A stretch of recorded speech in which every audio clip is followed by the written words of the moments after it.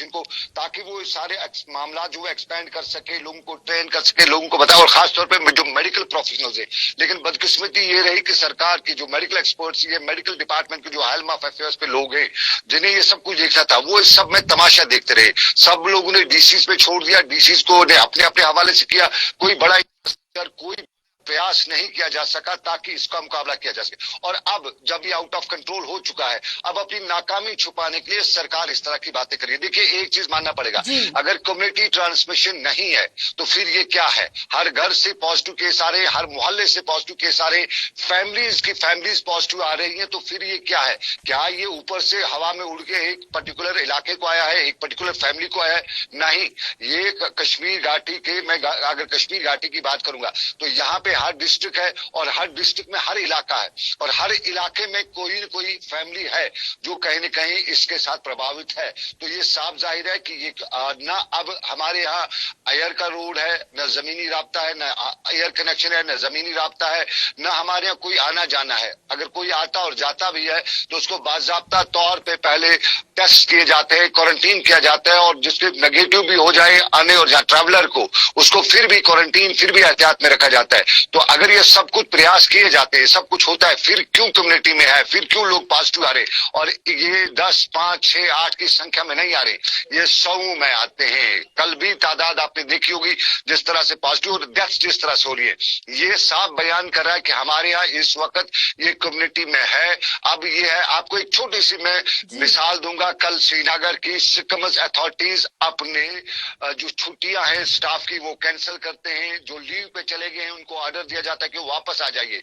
उसका साफ मतलब था कि ये क्राइसिस है, क्राइसिस में ही इस तरह के प्रयास किए जाते हैं, और क्राइसिस को हम आम भाषा में इमरजेंसी कहते हैं। तो कल जो कुछ भी सोरा मेडिकल इंस्टीट्यूट के ऑर्डर्स आए, उनका जो खुलासा हम करें तो वो कह सकते हैं कि मेडिकल इमरजेंसी है, और मेडिकल इमरजेंसी ऑफिशियली तौर पर डिक्लेयर नहीं की गई।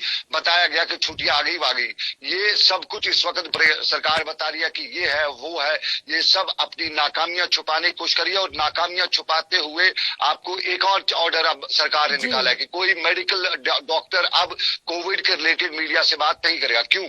उसका कारण है, वो डॉक्टर जो होते थे वो डिस्ट्रिक्ट लेवल पे होते थे, प्रोविंस लेवल पे होते थे, या कहीं कॉन्स्टिट्यूंसी लेवल पे होते थे। वो अंदर की, वो वहां की एक्यूरेट सिचुएशन है, वो उससे मीडिया को बाखबर करते थे। अब बताया गया कि वो बात नहीं करेंगे, यानी एक्चुअल सिचुएशन जो है वो लोगों के सामने ना आ जाए, लोग बेखबर रहे, और बेखबरी के आलम में जो कुछ करते हैं करते जाएं। सरकार यहाँ अपना पल्ला झाड़ नहीं सकती है। यहाँ अतुल डुल्लू पे सवाल खड़ा होते हैं, या director health services Kashmir Sameer Mattu पे सवाल खड़ा होते हैं कि 4 महीने का आपके पास टाइम था, और इन 4 महीनों में आपने कहां पे कौन सा नया बेड लगाया, कौन सा हॉस्पिटल खड़ा किया, कौन सा मेकशिफ्ट हॉस्पिटल खड़ा किया, कहां आपने वेंटिलेटर लाया, कहां आपने ट्रेनिंग दी इस वेंटिलेटर को मैनेज करने की, कहां कोविड रिलेटेड जो टेस्ट वगैरह है उनको ग्राफ जो वो कहां बढ़ाया आपने? सब तमाशा देखते रहे, सब देखते रहे, और देखते देखते इस वक्त बाल जो है उनके कंट्रोल से बाहर जा चुकी है, स्टेट के सरकार के हाथ से बाहर जा चुकी है। अब सरकार खाना पूरी कर रही है, और इस खाना पूरी में दोषी ठहराया जा सकता है यहाँ की पूरी एडमिनिस्ट्रेशन को। आज भी सरकार की तरफ से डीसीजी सामने है, और डीसी अपने अपने इलाके के हवाले से प्रयास कर रहे हैं, और उन प्रयासों में साफ जाहिर है कोऑर्डिनेशन देखा नहीं जा रहा है। अगर कोऑर्डिनेशन होता तो कल श्रीनगर के सिकमस में जो डेड बॉडी है उसको ले जाने के लिए सरकार की तरफ से जो कोडल फॉर्मेलिटीज है वो तय की जाती, लेकिन नहीं हुआ। और बाद में यही बताया गया, सिकमस ने बताया कि ये हेल्थ डिपार्टमेंट का काम है, हेल्थ ने बताया ये डिस्ट्रिक्ट एडमिनिस्ट्रेशन का काम है, डिस्ट्रिक्ट एडमिनिस्ट्रेशन ने कहा हम क्वारंटीन ले जाएं, हम किधर करें, हम कहां करें। तो ये सारा कुछ है, इसमें हड़बड़ी भी है, और हड़बड़ी के साथ साथ यहाँ पे सरकार के खास तौर पे यहाँ पे दोषी एक डिपार्टमेंट को खास तौर पे दिखाया जाएगा, वो है मेडिकल डिपार्टमेंट, हेल्थ डिपार्टमेंट, जिसकी सारी नाकामियां आज खुल के सामने आई हैं, जो पहले भी नाकाम रहा है, और आज इस डिजास्टर में उसकी नाकामी ने साबित कर दिया है कि यहाँ पे इस डिपार्टमेंट में जो हेल्म ऑफ अफेयर्स पे लोग बैठे हैं वो काम करने वाले नहीं है, वो सिर्फ तमाशा देखने वाले हैं। बिल्कुल सनम, क्योंकि जिस तरह से आपने बताया कि ऑर्डर एडमिनिस्ट्रेशन की तरफ से जारी किया गया है कि कोई भी डॉक्टर कोविड-19 को लेकर मीडिया से बात नहीं करेगा, पर जो मीडिया है वो हमेशा ट्रांसपेरेंसी जो है इस महामारी महामारी में मेंटेन रखने की कोशिश करती है, जो कि शायद एडमिनिस्ट्रेशन अपनी नाकामी छुपाने के लिए इस तरह के ऑर्डर जारी कर रहा है। तो वहीं दूसरी ओर बात करेंगे, union health minister Harshvardhan Singh ji का जो एक बयान सामने आया है, जिसमें उन्होंने कहा है कि इतने बड़े देश में अभी तो कम्युनिटी ट्रांसमिशन नहीं हुआ है। अगर हम पर मिलियन कोरोना पॉजिटिव मामलों की बात करें या पर मिलियन हम डेथ की बात करें, वो कम है, पर उन्होंने कहा कि कई छोटे मोटे पॉकेट्स हो सकते हैं जहां पर कम्युनिटी ट्रांसमिशन लोकल हो चुका है। तो हालांकि उन्होंने ये तो नहीं माना कि देश में जो है कम्युनिटी ट्रांसमिशन हो चुका है, पर हाँ ये जरूर उन्होंने माना कि देश के जो छोटे मोटे पॉकेट्स है वहां पर कम्युनिटी ट्रांसमिशन हो चुका है। और WHO का भी बयान इसमें इसी बीच सामने आया है, जिसमें उन्होंने कहा है worst is yet to come. क्या कहेंगे कि एडमिनिस्ट्रेशन इंतजार किस बात का कर रही है, क्योंकि हालात बद से बदतर होते जा रहे हैं और कोई भी एडमिनिस्ट्रेशन की तरफ से सामने नहीं आ रहा, ये मानने को तैयार नहीं है कि कम्युनिटी ट्रांसमिशन हो गया है। अगर नहीं हुआ है तो बताइए किस तरह से नहीं हुआ है, क्योंकि सिचुएशन तो कुछ और ही बता रही है। देखिए प्रियंका, प्रशासन सरकार कह रही है कि नहीं हुआ है, और अगर कम्युनिटी ट्रांसमिशन की डेफिनेशन हम देखें तो डेफिनेशन में जो कुछ भी हर्षवर्धन ने बताया कि पॉकेट्स में हुआ है। अब कम्युनिटी ट्रांसमिशन ये नहीं होता है कि पूरी एंटायर स्टेट, एंटायर कंट्री की हर आबादी को हो, हर शख्स को हो तो वो कम्युनिटी ट्रांसमिशन है।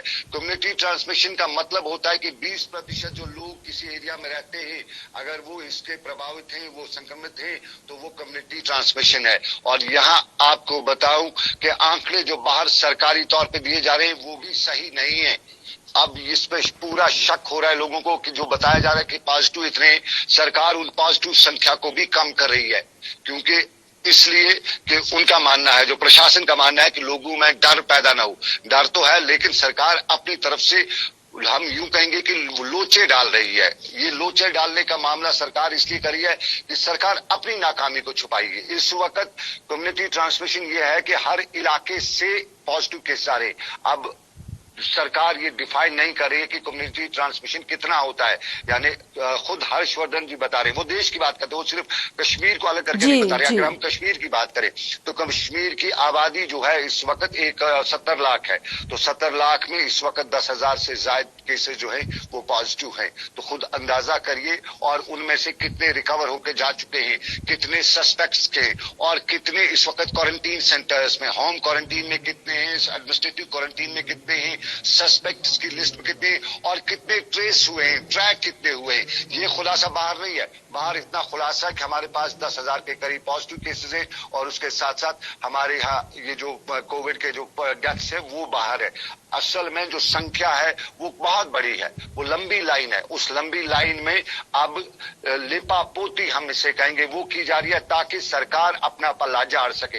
लेकिन सरकार दोषी है, दोषी मानना पड़ेगा, और हेल्थ डिपार्टमेंट को इसलिए दोषी मानना पड़ेगा कि यहाँ पे कल जो श्रीनगर में स्थिति बनी कि एम्बुलेंसेज में पेशेंट्स को रोकना पड़ा 4 घंटे 5 घंटे, एक जगह पे 8 घंटे की भी खबर है कि एम्बुलेंस में पेशेंट को वेट करना पड़ा ताकि अस्पताल के कॉरिडोर में जगह बनाई जा सके।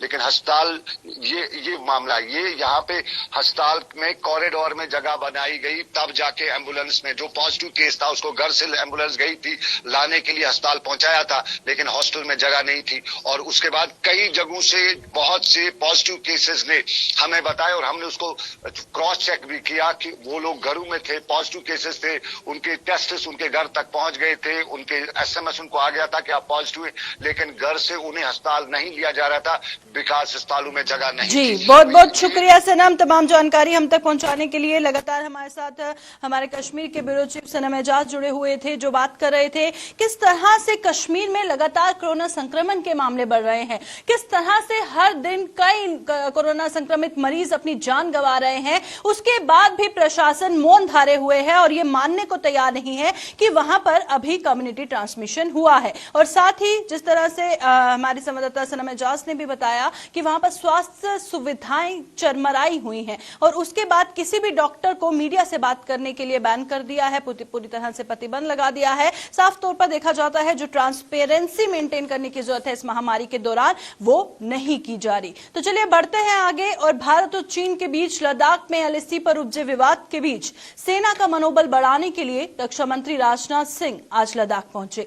सेना प्रमुख जनरल एमएम नरवणे और chief of defence staff general Bipin Rawat के साथ लेह के सटकना में पहुंचे और रक्षा मंत्री का स्वागत पैरा कमांडोज ने अपने शानदार प्रदर्शन से किया। पैंगोंग झील के पास पैरा कमांडोज ने युद्धाभ्यास कर यह दर्शाया कि वो चीन की किसी भी चालाकी से निपटने के लिए पूरी तरह से सक्षम है। और तो और T-90 टैंकों ने भी अपने युद्ध कौशल का अभ्यास कर अपनी शक्ति को बखूबी दर्शाया। और पैंगोंग झील वही इलाका है जहां सबसे पहले भारत और चीन के सैनिक आमने सामने आए थे। आज भारत ने पैंगोंग झील के पास अपनी ताकत का प्रदर्शन कर चीन को भी सकते में डाल दिया।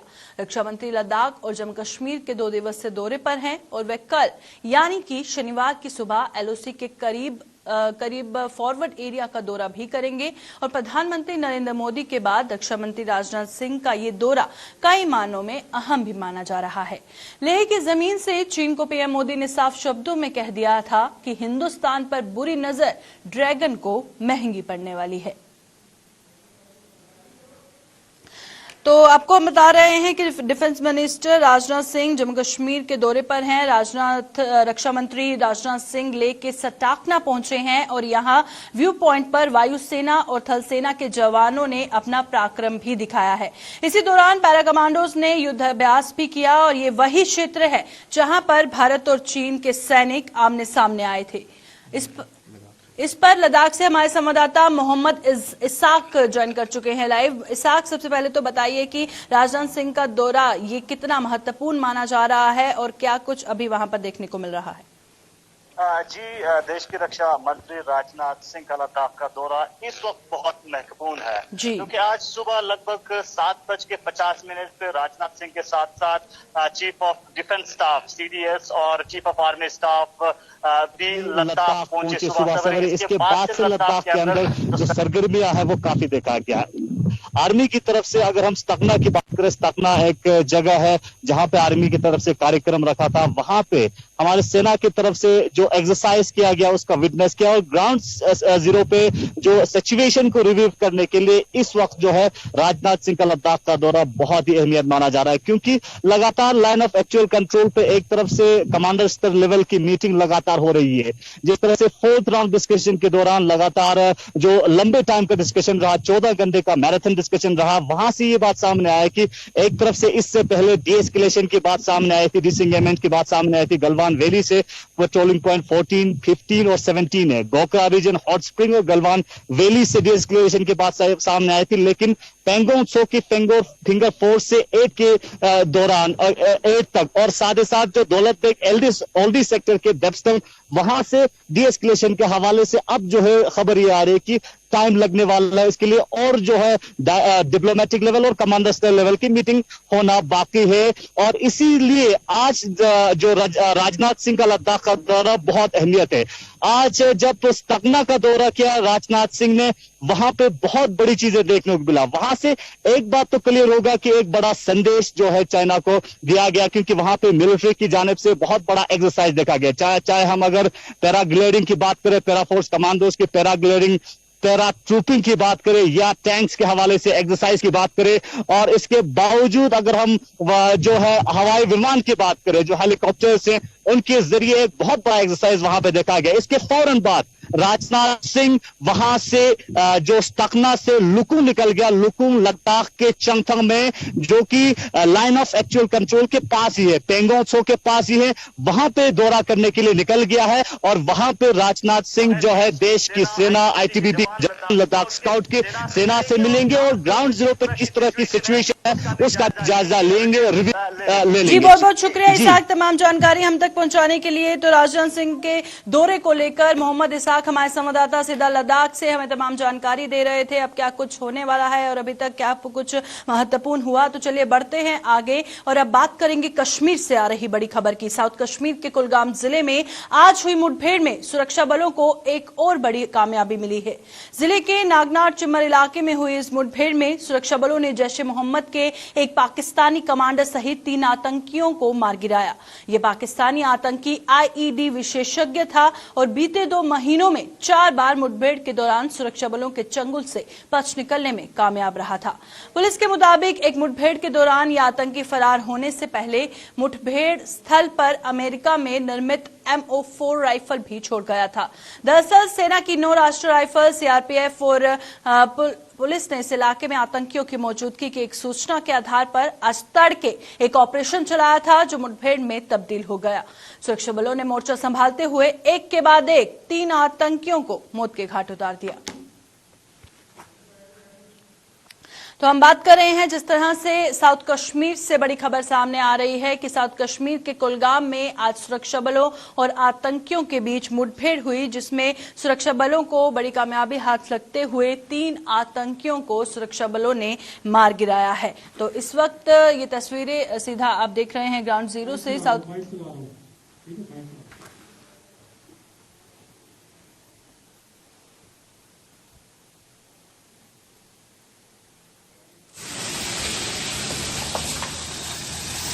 जनरेट कर रहे हैं, ऑपरेशन लॉन्च करेंगे।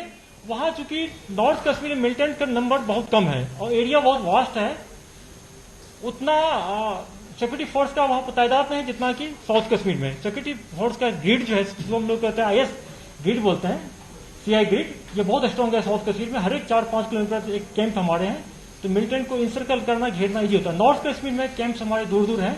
जब हमारे फोर्स का मूवमेंट होता है तो मिलिटेंट को पता चल जाता है या उनका कोई OGW है उसको इन्फॉर्म करता है, लेकिन फिर भी हम लोग का पूरा फोकस। तो हम आपको बता रहे हैं किस तरह से साउथ कश्मीर के कुलगाम में सुरक्षा बलों और आतंकियों के बीच मुठभेड़ हुई। सुरक्षा बलों ने 3 आतंकियों को मार गिराया है और बताया जा रहा है कि ये 3 आतंकी जैश-ए-मोहम्मद आतंकी संगठन से ताल्लुक रखते थे। तो लगातार सुरक्षा बलों को कामयाबी हासिल हो रही है। कश्मीर में जिस तरह का माहौल बनाने का प्रयास किया जा रहा है, आतंकी गतिविधियों को जिस तरह से अंजाम देने का प्रयास किया जा रहा है, पूरी तरह से हमारे जो सुरक्षा बल हैं मुस्तैद हैं, उन्होंने कमर कसी है और मुंह तोड़ जवाब वो दे रहे हैं। और साथ ही आज भी जिस तरह से सुरक्षा बलों को बड़ी कामयाबी हाथ लगी है, 3 आतंकियों को सुरक्षा बलों ने मार गिराया है जो जैश-ए-मोहम्मद आतंकी संगठन से ताल्लुक रखते थे। तो लगातार हम आपको रूबरू करवा रहे हैं साउथ कश्मीर से आ रही बड़ी खबर से।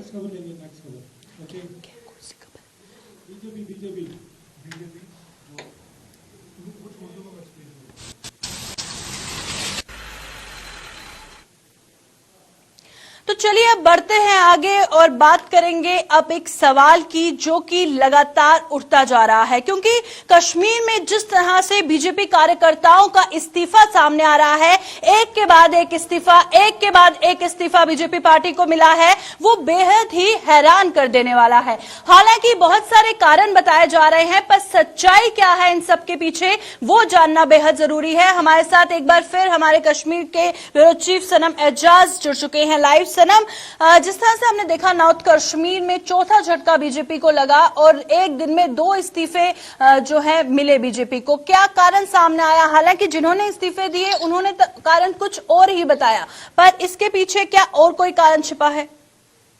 देखिए, कारण तो बहुत है। बीजेपी का एक जो कश्मीर में जो कार्यकर्ता है उसके बारे में अभी बीजेपी के पास कश्मीर में वो कैडर नहीं है जिससे हम इंटेलेक्चुअल कैडर कहें, जिसे हम पॉलिटिकल कैडर कहें। अभी तक बीजेपी को कश्मीर में वही खाते में आया है जो कहीं एडजस्ट नहीं हुआ। उसके बाद में उसके पास एक ही उपाय रहा, जो पॉलिटिक्स में अपनी रोजी रोटी कमाना चाहता था उसको दूसरी पार्टीज में, चाहे वो रीजनल पार्टीज है, नेशनल कॉन्फ्रेंस है, PDP है, कांग्रेस है, उनमें जब जगह नहीं मिली तो उन्होंने बीजेपी ज्वाइन की, क्योंकि बीजेपी को कश्मीर में उतना ज्यादा बीजेपी में बेस अभी भी कश्मीर में बीजेपी को नहीं है। और ये जो वो कैडर था जिनकी अपनी जो आइडेंटिटी वगैरह है वो उतनी थी नहीं, कोई खास उनका रोल सोसाइटी में नहीं रहा था। और उसके बाद इनका जो पास्ट रिकॉर्ड है वो भी कुछ अच्छा नहीं था। कुछ इनमें से जो बीजेपी कैडर है इनमें से अक्सर बड़ी तादाद उन लोगों की है जो इनके अश्वगत है, वो पहले मिलिटेंट थे और जब मिलिटेंसी में कहा जाता है कि उन्होंने कमाई की और जब प्रेशर पड़ा तो कमाई करनी थी, प्रेशर पड़ा तो सरेंडर कर दिया, और सरेंडर करने के बाद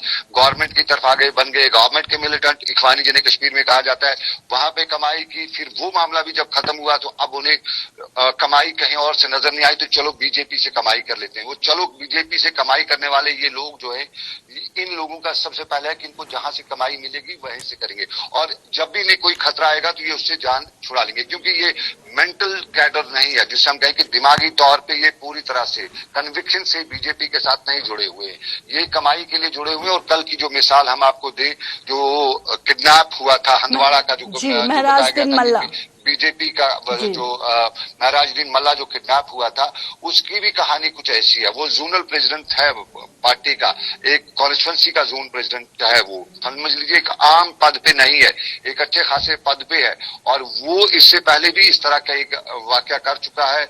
वो पहले भी उसको किडनैप किया जा चुका, और कल जो उसे किडनैप हुआ, पहले से ही लोगों को शक हुआ तो शायद कहीं सच्ची कहानी तो नहीं है, लेकिन जब लोगों से बातचीत की जाती है वहां पे, उनका यही कहना है कि उसको बड़ा प्रेशर था, बहुत टाइम से उसके घर लोग आते थे, क्योंकि उसके कुछ लोग कहते हैं कि उसने बड़े लोगों से पैसे लिए हैं ट्रांसफर्स के लिए, ट्रांसफर्स के साथ साथ नौकरियों के लिए लोगों से पैसे लिए हैं, और बताया कि हम बीजेपी में हैं, बीजेपी सरकार में है, यहाँ पत्ता भी बीजेपी के बगैर नहीं हिल सकता है। तो ये सब जब लोगों को उसने ऐंठे हैं पैसे ऐंठने का वाक़ा है। अब वो उससे 2-2 साल से, 1-1 साल से लोगों को नौकरियां नहीं दे पाई है, कुछ के ट्रांसफर्स के पैसे दिए थे वो नहीं दिए, तो वो लोग उसका तकाजा करेंगे। उसको जब घर आना शुरू हुए तो उसको उसने ड्रामा खेला, कल जो लोग कहते हैं, अब इसमें कितनी हकीकत है क्योंकि पुलिस उसमें कार्रवाई करी, लेकिन लोग आरोप लगा रहे उससे ड्रामा किया। जी सनम, हम आपको यहाँ पर रोकना चाहेंगे क्योंकि इस वक्त तस्वीरें हम अपने दर्शकों को दिखाएंगे कि राजनाथ सिंह ले से कुछ कह रहे हैं, आइए सुनते हैं।